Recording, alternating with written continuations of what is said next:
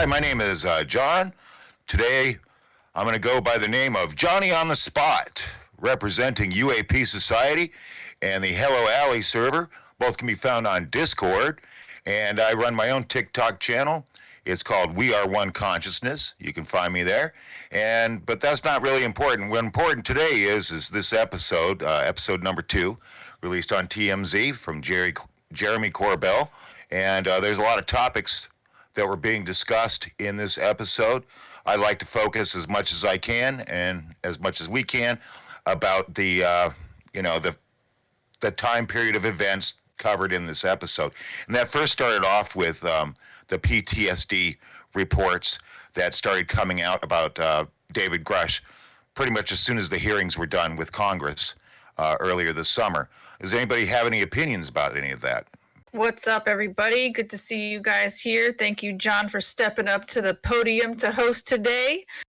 In terms of your question, first of all, we here at UAP Society are Team Grush all the way. Release the files, dadgummit. And we are also supporters of the United States military men and women who serve this country. So for them to have, excuse my French, the balls to go after Grush on something as serious as PTSD, that's just grimy AF. That's just really low. I mean, for somebody to serve the country, come back with, mental trauma related to what they experienced during their service, and then to have that try to be used against them in a way to make them seem crazy or incredible or non-believable or non-trustworthy, that's just as low as it fucking gets for me, dude. Yeah, it's very scumbaggery, very scumbaggery. And, to treat the military in such a way, and not just even the military, but just regular civilians suffer from PTSD all the time. I mean, myself personally went through a tornado experience hitting the house and living through it. And so when there's inclement weather, that's PTSD right there. So it affects millions upon millions of people. And it's not like it was a secret either. Was it public knowledge? Was it brought up to everybody during the congressional hearing? Well, no, because it didn't have any, importance to the matter. But yeah, for them to go to that level just tells you how much they respect the military in general and how much they respect the civilians. So anybody else?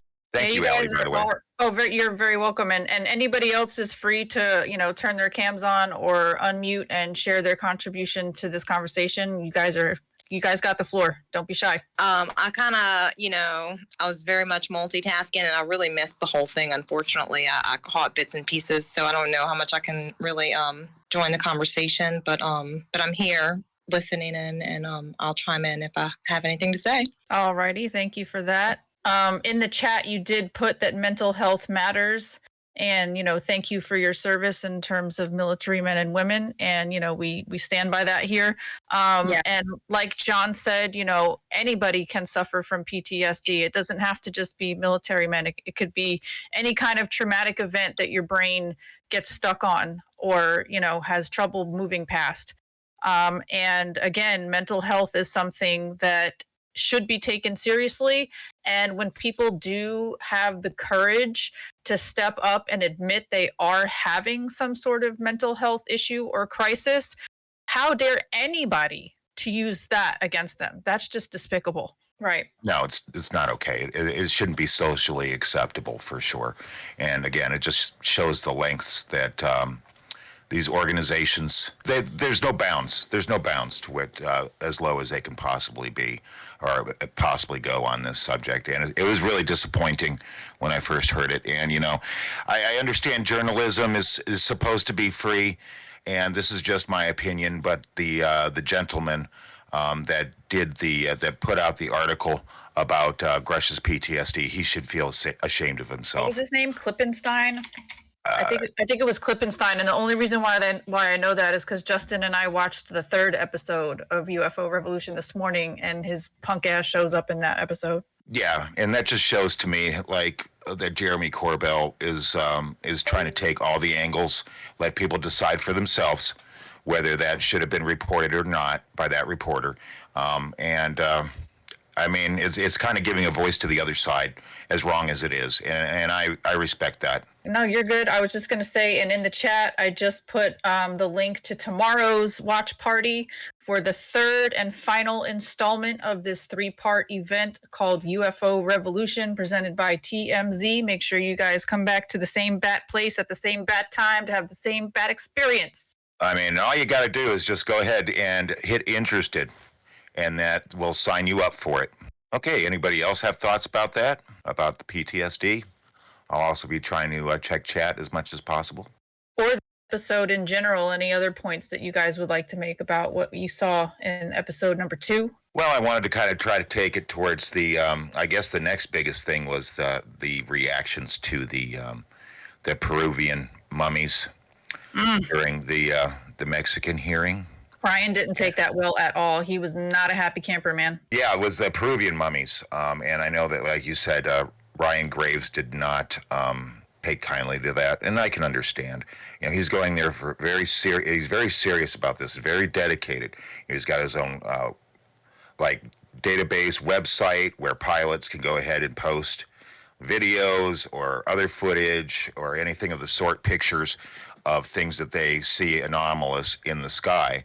And so he's trying to take this at a very serious level, and to have something like that just kind of be like a surprise, here we go, we've got these little bodies.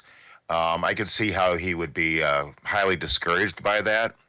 Anybody else have any thoughts about that? Please chime in. You're free to unmute yourself and go ahead and use cam if you can. John, what did you think when you first saw the news of these Peruvian mummies? I mean, I gotta say, when I first saw that, I was like, whoa, what the heck? You know, I let it sit and marinate for a bit, and then I found all the critique and criticism and, you know, read up on some debunks, and I'm like, oh my goodness. There's a part of me that kind of felt embarrassed for wanting to believe it true, you know, upon first showing. But, you know, ever since the hearings and even up until today, you know, there's still content being done on these mummies, like people testing them in Mexico, like reputable hospitals there using like MRI and all kinds of different DNA tests that show, you know, different kinds of anomalous results. But, you know, I'd still like to see an independent research study done outside of Mexico. You know, I don't know where we're at with that, but yeah, what were your initial thoughts when you first heard the news and saw it? Well, thanks for the great question there, George with a G. Conscious Phenomena. Check out his YouTube channel. Got a lot of good content. Also a head lead of UAP Society. Very good question. I do appreciate it. So, like, the first time I saw it, I was half skeptical and I was half believing, because, you know, I want to have that proof. I think that's safe to say that most people want to have proof. And so I was looking at him, you know, I was kind of on the fence, like, is this really mummified? You know, what exactly am I looking at, essentially? And then you start having reports right away that, oh no, they're, you know, grave robbers and hoaxers put together all of these, you know, a llama skull, and, you know, the forearm bone of this is just reversed and put on the other side, so it's like 2 left forearms or something. And so there was a lot of information about that, because it actually came out like years before, but just not in a public setting like the Mexican hearing.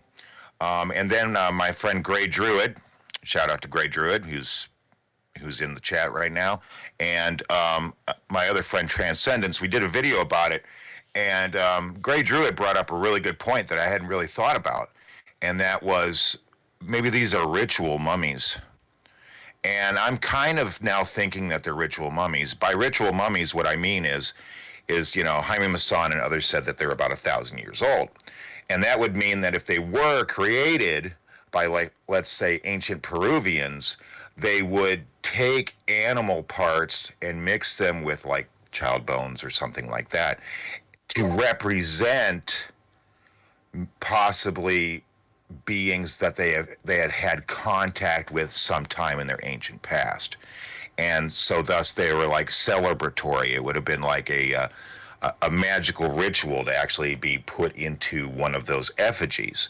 And I'm still kind of that's where I'm going with it right now. But yes, as far as more scientific study, I understand that possibly there's been some sent to Japan and stuff like that. But Gary Nolan, which I'd like to touch base on, other people can touch base on. Great comment he said about Neil Tyson deGrasse. He was even like, I don't even want to examine this stuff. I don't want to waste my time. So as he said in this episode, number 2 is you know, as a scientist, you don't want to put anything aside. You want to go ahead and look at it, because once you start dismissing things right off the bat, then you're kind of limiting yourself to the whole idea of science. He should take his own wisdom and apply it when it comes to these such things. Agreed, well said. And Dr. Gary Nolan, he reframed it. He turned around this positive, or this negative, into a positive, and he says, well, maybe this will show people what not to do.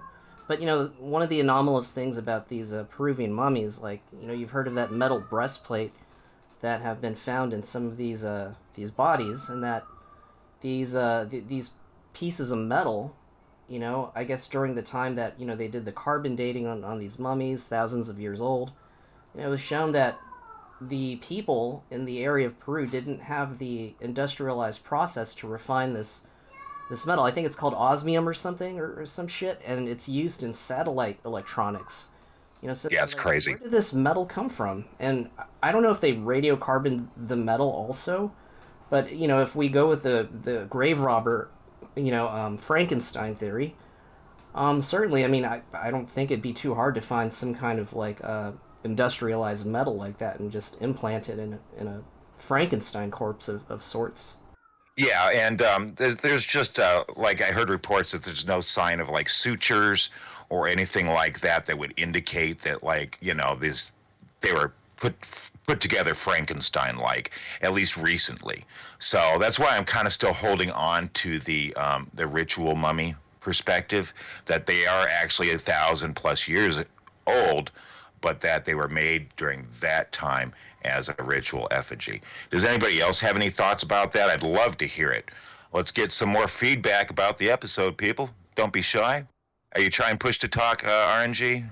I can totally understand where Ryan Graves was going with just how he was feeling about it. Because, I mean, that's a big thing. You're serious about it. Now you're going to another country to speak about it. And I don't think his message was necessarily lost. I just think that it kind of, you know, the alien bodies went to the top and his kind of went down below. But there was some footage, and I'm sorry, I apologize, I don't have it here with me right now, but there was some actual UFO footage that was shown during that hearing that correlates with something that Ryan Graves had mentioned before, and that is the cube in the sphere, okay? And he actually showed, or they actually showed a cube in a sphere, like a plasma sphere. It was reddish and orange. And I'm like, well, that's exactly what he was describing. So there was, that also was kind of buried by the effigies. I wonder at this next Mexican hearing if they're going to be able to snag any other, you know, first-hand witnesses to the phenomena, especially like on a Ryan Graves level after, you know, this spectacle that was presented by Jaime Maussan. And, you know, Ryan Graves, you know, he shared his sentiment that very day, how disappointed and kind of embarrassed he was. I mean, I think he's still holding on to that sentiment, so that might even further discourage legitimate witnesses from participating in such things in the future, eh? I would say that maybe it would change people's whistleblowers' perceptions of doing it in Mexico. I think as far as doing it like in the U.S., I don't think it'll really harm their thoughts about it one way or the other. But yeah, as far as like, okay, I'm going to jump a little bit on here. What about Oumuamua? I remember when that story came out, and I was just blown away. I was just blown away that this object came out from interstellar space at a different trajectory that, you know, that we're used to. And even then, scientists were like, this is the first object that we've been able to detect that comes like from outside of our galaxy. and just the shape and the way that it was moving and how it kind of went around the sun real quick. It seemed to have intelligent, by my opinion, it seemed to have a very intelligent purpose. Now, there's been a lot of theories about Oumuamua, and I'm just curious if there's anybody here in chat that have their own theories, because I'd really like for you to be able to share those with us all, so it might enhance our perspective on what it actually might be. Yeah, people from, say, Neil deGrasse Tyson's camp, I guess some of those astrophysicists, and sorry for mentioning his name, they claim... That's okay. They claim in terms of the speed that Oumuamua picked up as soon as it made its slingshot maneuver around the sun and the earth, that it increased velocity. These types of scientists are claiming that the increase of speed was possibly because of outgassing, that sometimes these celestial comets or meteors, they have like a frozen surface on them, and passing around the sun, this outgassing or melting of these liquids that's on the surface of these free roaming objects could have contributed to its increase in speed. But the increase of speed was so dramatic that these very scientists can't take into account the amount of outgassing that could have possibly happened, because it continued to increase speed even as it moved away from the sun. Yes, and there's a lot of theories that it could have been a mothership that was releasing smaller ships or probes to explore not just Earth, but our entire solar system. And someone, if they could, would go ahead and mention exactly what planetary bodies within our solar system it got close to. Didn't it get in between like Earth and Mars? Correct me if I'm wrong here, anybody? Yeah, I remember seeing a digital illustration of its trajectory as it came in and circled out, but I'm curious about any calculations on the trajectory out, like at that particular time of orbit where our solar system is in relation to everything else. Like, if this thing were traveling in a straight line, like, would it end up in another galaxy or a star system or something, Yeah, it's hard to tell. I'm not really sure about the trajectory as far as where it would be at now, but something tells me, I mean, not trying to be conspiratorial here, but something tells me that there's some telescope somewhere or some astrophysicist somewhere that they still got their eye on this thing. I mean, and they may have seen it coming in before they said anything, and they were just trying to take the perspective of, okay, what do we say about this, because we may have some amateur astronomers that might be able to pick this up, and we don't want them to get ahead of it, so now I guess we had better say something. It just seemed to be like out of the blue. See, and here's the thing, what really astounds scientists across the board is the shape of it. It was kind of like this kind of flat kind of cigar shape, and based off of what they know about I guess these kinds of fragments, like this kind of shape is an impossible shape, and the likelihood of it being an anomalous kind of like fragment from a moon or an asteroid of a bigger piece was highly unlikely. And it had some reflective capacity too, but I don't quite remember if they were able to like determine if this thing was emitting signals or what. Yes, I wonder about that. Thanks for bringing up the shape, George. Because it is, I mean, what is a natural shape? But scientific community's pretty much said that it wasn't really what one would consider a natural shape. Not even Neil Tyson deGrasse. So he was like, oh, it was just a cluster of small asteroids that were just kind of moving in unison. I don't know, like held together by universal super glue or something. And they were just kind of just going through, but we detected it as one object. I mean, as much as the skeptical scientist or the skeptic in general will say that, well, everything has a natural, everything's due to natural occurrence, whatever the natural means. But when you're hypothesizing about this, like Neil was, then how can you dismiss another hypothesis that it's like an alien mothership? I mean, really, honestly, if you don't know for certain, then you can't really say for certain one way or the other. Anybody else have any thoughts about that? Love to hear it. One last thing on Neil deGrasse Tyson is, he started his early career as the protege of Carl Sagan, and he built his thesis on the theoretical characteristics of black holes, and at the time, they never imaged a black hole. They never detected gravitational waves. I mean, his whole thesis was based off of scientific speculation of something that might possibly not exist, right? He wrote a book about it. And ever since they've confirmed black holes, it took maybe a decade or so, or, maybe 15, 20 years, whatever have you. Yeah, he was vindicated in his early theories. And for him to dismiss the UAP hypothesis and even Oumuamua possibly being made by an extraterrestrial civilization as some kind of scout probe, like, has he forgot his idealism? Has he forgotten who he was when he postulated on theorem of the theoretical reality of black holes? Like, you need to check himself. You know what I mean? Yeah, like what happened? Was it because you were Sagan left, and you kind of took his throne, if you will. You sat in his throne.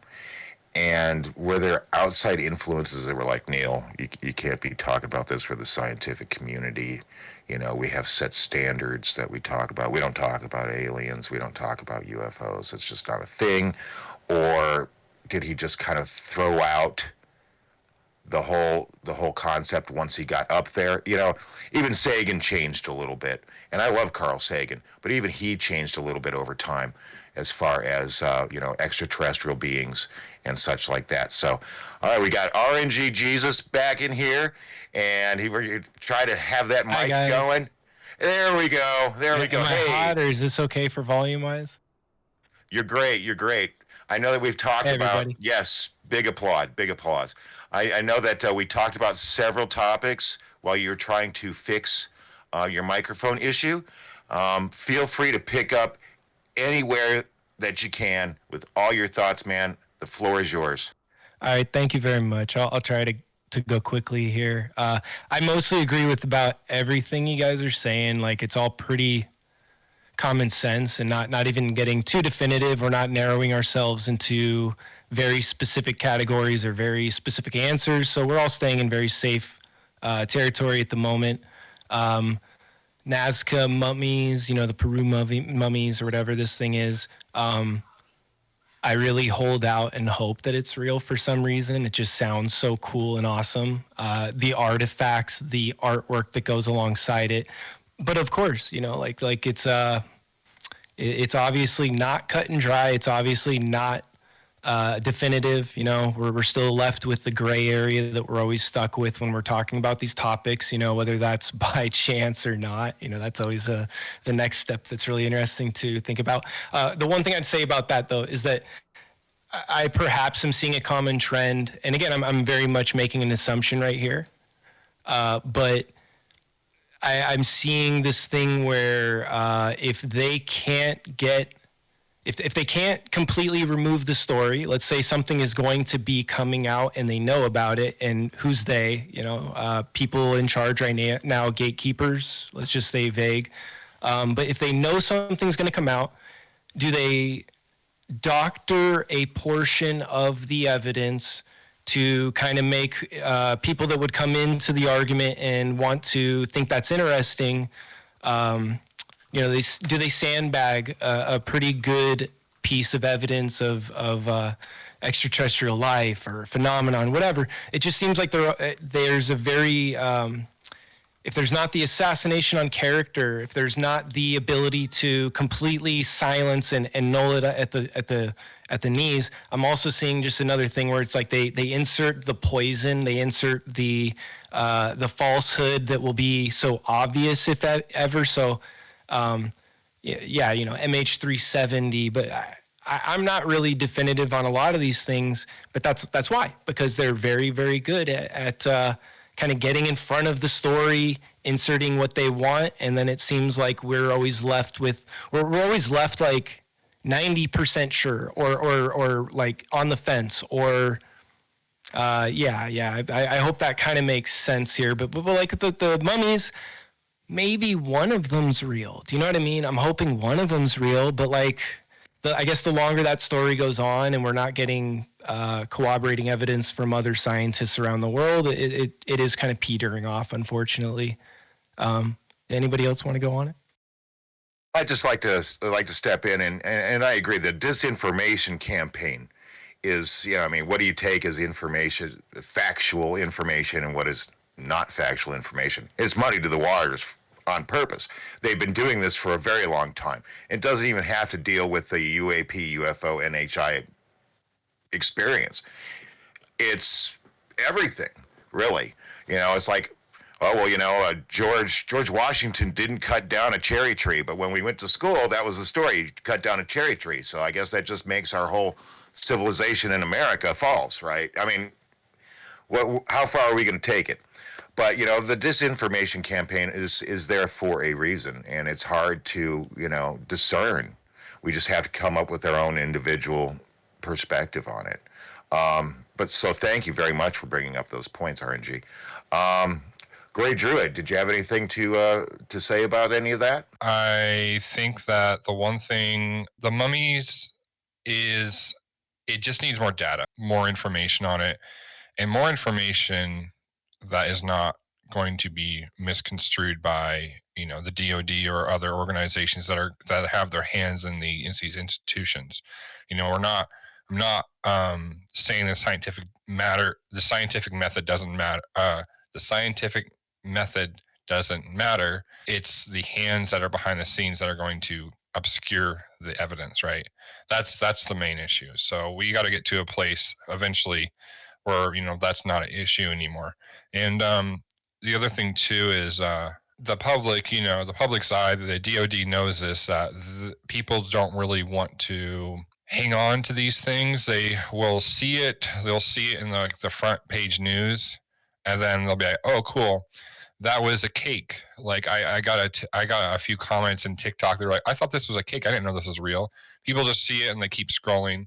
So the DoD and other organizations are trying to keep this under wraps. They're going to use that to try to just sway the general populace. But I think as all aspects move along, including in the science community, everyone is going to be able to take this more seriously, and then we could potentially get a second or third look at these mummies' supposed bodies. Again, do a little shout out that I really enjoyed doing our video about the mummies and stuff months back now with you. We were one consciousness. So I guess I'm still sitting on it, and I'm looking forward to what could possibly come out. But again, we're still in that phase of we're accepting the UAP phenomenon generally. We're still in that scope, and then we're also having to fight against that disinformation, and we're like in the middle of that battle, so to speak. So we're gonna have to put that in the gray hat area, and then maybe we can come back to it. Yeah, we definitely need to have the data available for scientists, all across the globe. But if that data is made available and they're serious about even disproving that these are real, they need to take that and they need to run with it. Okay, they need to make themselves available to take that data in their hands and analyze it. Not, oh well, I don't have time for that. Well, then if it's really like legit, let's say it ends up being legit alien bodies. Okay, let's just say, for the sake of argument, it is. You just passed up on that. And so now somebody else is going to be out there potentially proving that they are, right?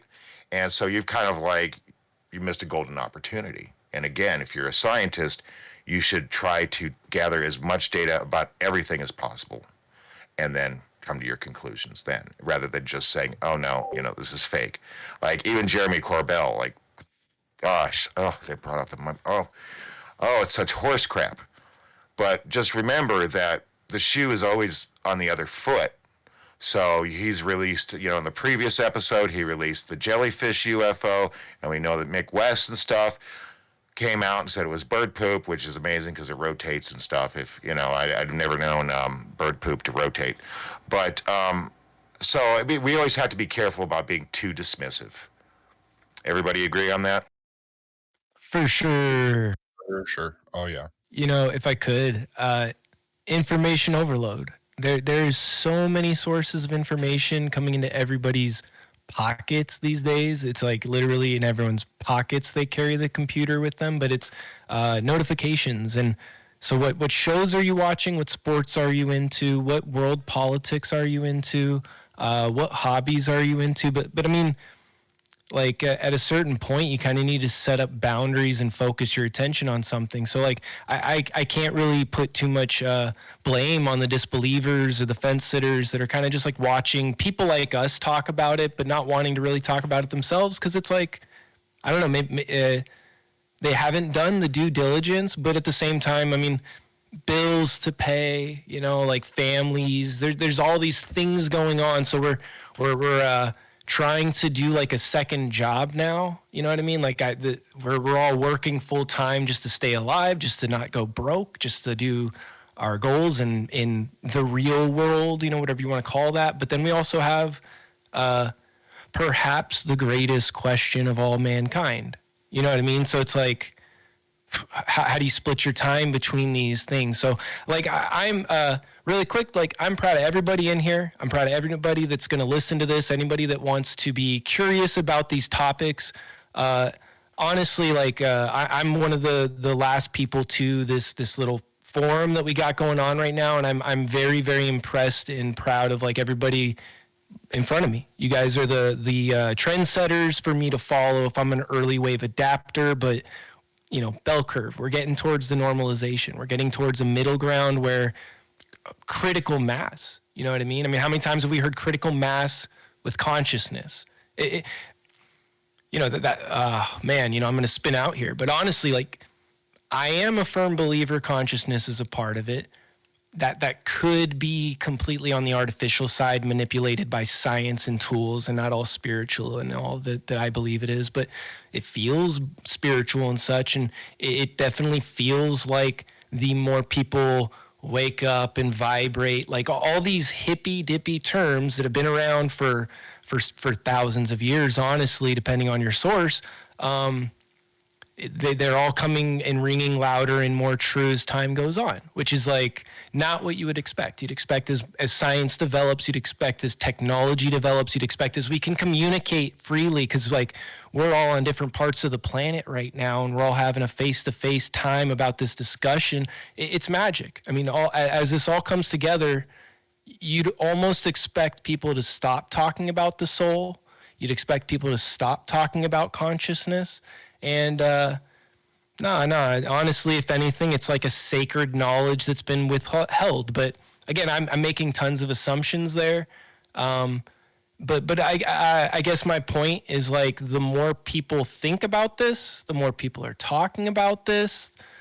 It's just all better. It's all better. We don't even need to be the experts any longer. Do you know that? We don't even have to be the greatest resource, because like, yeah, Carl Sagan happened. That happened. We can reference to that guy now. So like that's what's happening, is like this is getting easier. It's getting more prevalent. It's I don't know about you guys, but I'm talking about it to people in my community that I know about just for the first time now. And that's a new thing for me. And I've been interested in this for about a decade or so, you know? So for me to come around on it, I mean, that tells me that like I'm usually not the first to a lot of stuff. So if I'm coming around to it, that means more and more and more. So yeah, good job, guys. Great. You know, just awesome. Well, likewise to you. And, you know, there is an awakening. This is personal opinion, okay? Personal opinion, disclaimer.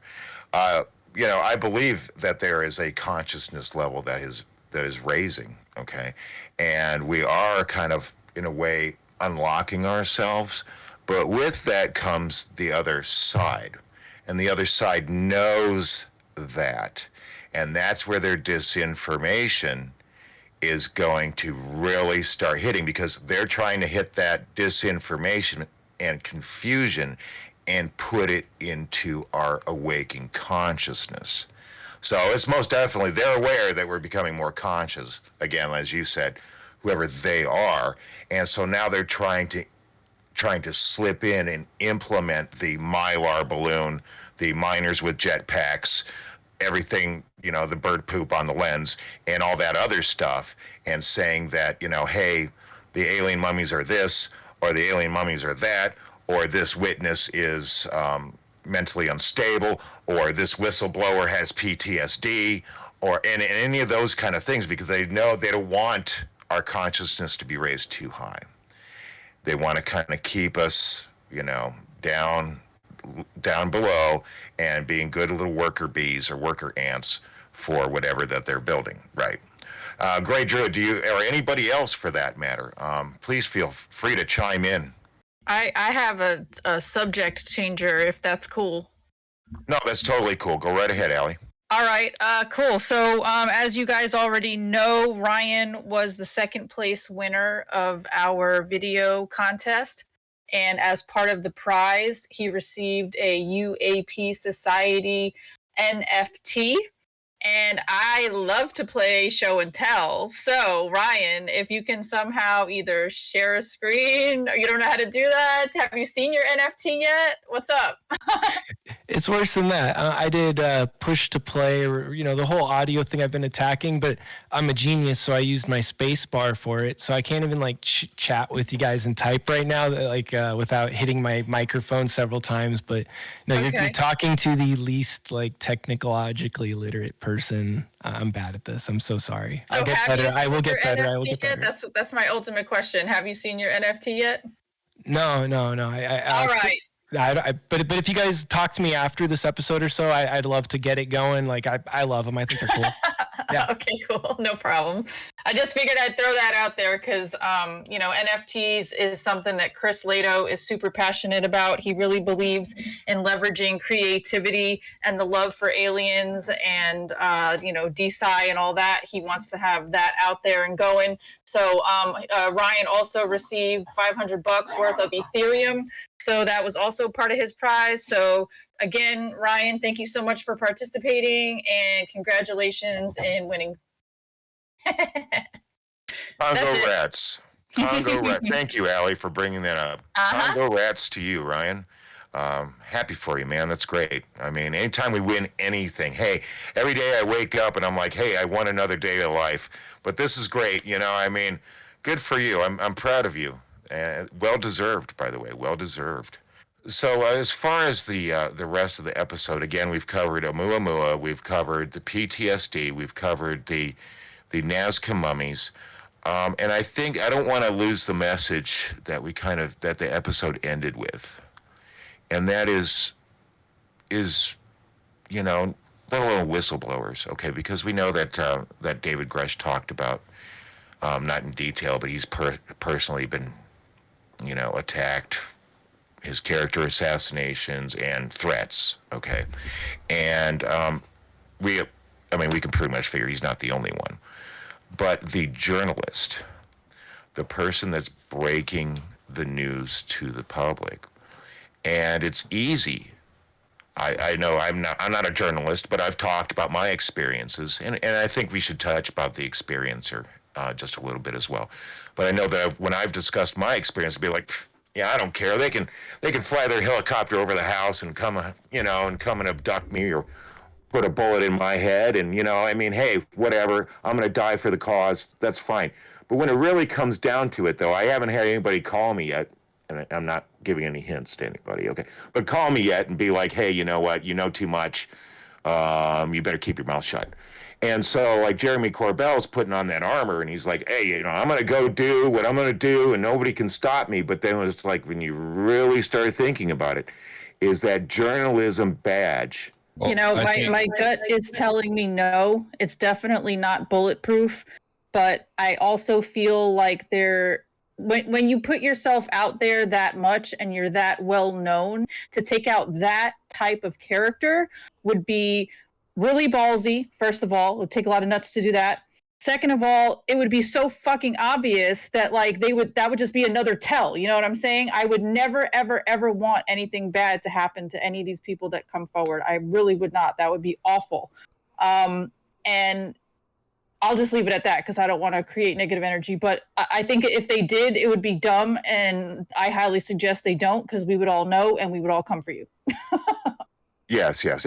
One would hope that the notoriety, in a way, and being in public eye all the time, would make you kind of bulletproof. Like Stephen Greer has a kind of a thing to where if he somehow dies mysteriously, supposedly all his files will go up on the internet, and it's kind of like that dead man switch. That's what it's called. And I'm sure Jeremy Corbell has a dead man switch. I think that's something that's kind of smart. But then you have like John Mack, who interviewed all those children that saw the UFO craft, very well world renowned, and one day he was just hit by a car. So it's like, I mean, was he just hit by a car? I mean, shit happens to good people all the time, and so yeah, accidents happen. But at the same time, you kind of go, well, he's like the leading person on, hypnotic regression and experiences, and suddenly he's just gone. So not to sound too conspiratorial, but yeah, if something were to happen to Corbell, I think that there would definitely be kind of an awakening between some people, and they would sure. make it known. Yes, yeah, and let's not forget that a lot of people come forward for the sake of protecting themselves. They're like, Yes. if I hang on to this, it's going to be easy to make me disappear. Nobody would be none the wiser.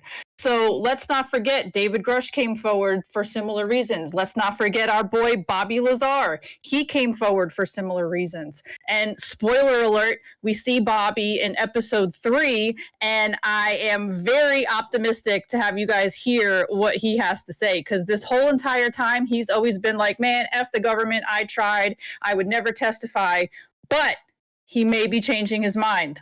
I'll just leave it at that. Okay, because last thing I heard is he said he wouldn't testify.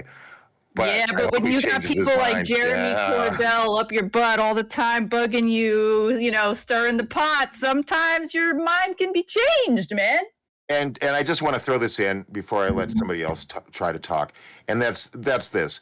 Bob Lazar came out with his story, decades ago, like 80s? And I remember when that first, I'm old. I remember when that first came out, okay? And then after a while, he just kind of went quiet. He didn't go for any fame or anything like that. He went quiet, just doing his computer stuff. And then Corbell essentially went and pulled him out ever so reluctantly out of that woodwork and brought him back out. He wasn't like trying to chase money. I hear he's a grifter all the time, but he wasn't a money chaser. He wasn't trying to make a whole big profit out of this thing. All he wanted to be was like, yeah, I worked on this stuff. I've told you about it. Area 51. Bye. Leave me alone. And he says he's not interested in the NHI aspect. I believe him. He's just interested in the technology that he looked over. So he hasn't always been in the public eye all the time. He shied away from it for a long period of time. And that just lends to the credibility, I think.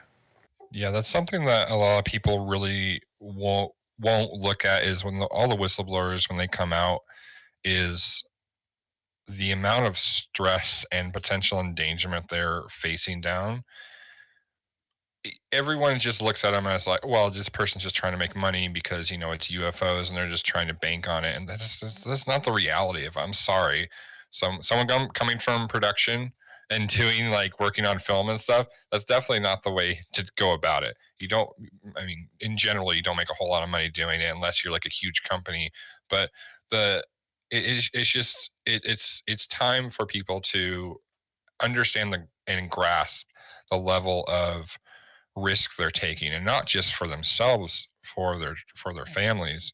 And this even goes into Chris Bledsoe and other, like their whole family, them being threatened multiple times by different government, also being told to come out with their story from people in the government. It's multiple parties, multiple groups in all the different agencies, so it's not cut and dry, it's not clear. But yeah, people really need to, I felt like they did a really good job conveying the gravity of it, where I don't feel like that's something that people really don't understand.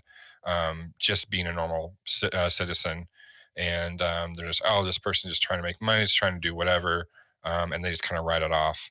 One of the big things, coming out with information that you're not sure of, usually when you're coming out of you're coming out of a place where you can't talk about it, there is usually a heavy like hand that you feel like is going to come down on you if you say something wrong, or they put the fear of God into you for anything that you're going to breathe about what you're like potentially going to talk about.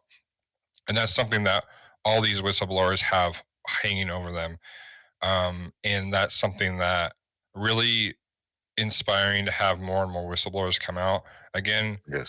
I know we're Team Grush. We love Grush. But what he did was just in the way he did it, he wanted to do it right. Really hope that more whistleblowers come out, more people feel like they're can follow in his footsteps. And I really feel like he led that way. And of course, Bob Lazarus being the OG for coming out with being the one of the first whistleblowers in that way. I'd like to share something, Grey Druid. You mentioned some really great points that just resonated with me. And, one of the ways, and for all the people that's going to be watching this clip, one of the ways that we can support whistleblowers like David Grush, etc., is for ordinary people to share their experiences, right?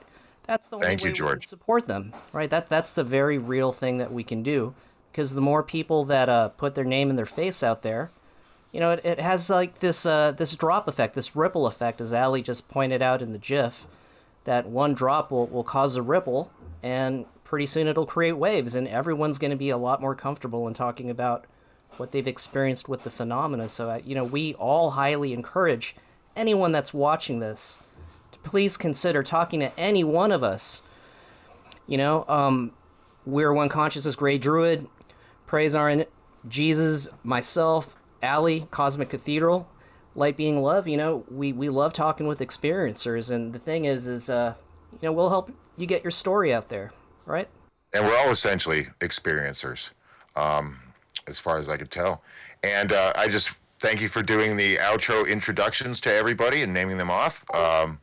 It was a pleasure. I know that we didn't talk in due length about certain things. Experiencers, I think more experiencers need to talk, need to come out. Again, we're an open forum for that. Come to UAP Society or Hello Alley servers on Discord. Come join us. Be part of the conversation. Let's learn from each other. Let's keep this ball rolling. In that way, we do support Grush and other whistleblowers. And maybe one day, we'll be able to testify to the rest of the world about our experiences and be taken seriously. Because we're all in this together, right? Regardless of our experiences and our perspective, we're all one. And so I want to thank everybody for giving me this opportunity to be the host of this second part of the live event, watching this series, this 3-part series, and tomorrow we will have another one. I want to thank everybody. My name is John. We are One Consciousness. Have a good night. UAP Society, don't forget.